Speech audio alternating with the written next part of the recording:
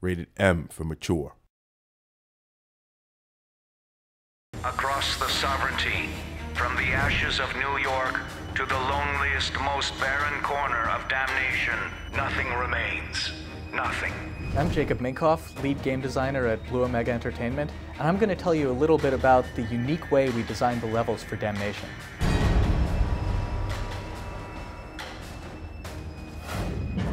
In Damnation, we have these levels that are absolutely massive, have huge vertical height, and are much more organic and multi-layered than levels you would typically see in a shooter. Traditionally, level design is often done on graph paper. You simply do top-down views of the player path through it.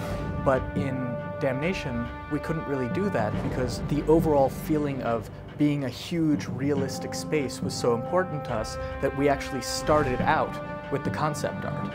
When we started the development of Damnation, we didn't realize just how much verticality was going to be needed. In the example of our first design for Boomtown, it was a very small area. We thought that, 6 stories would be huge.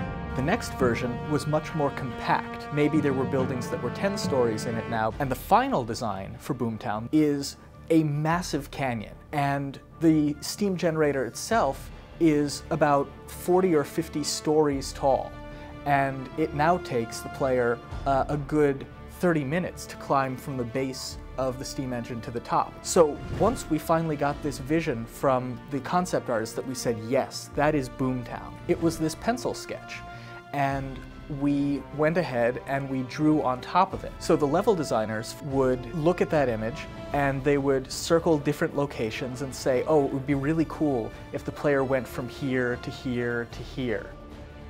In the case of the mines in Boomtown, the mines were designed as this huge cavern with a spire going up the center of it, and all sorts of different buildings built into the cavern walls along the side of the mines. The level designers went ahead and drew paths on top of it, and they said, okay, well, there are all these cool elements in this image. Let's look at that and say, it would be really cool if the player had to climb into this building and had to get onto the rooftop.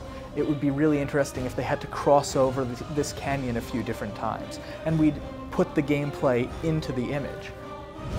I think that we really succeeded in our goal of bringing these epic artistic visuals to a much more mainstream shooter.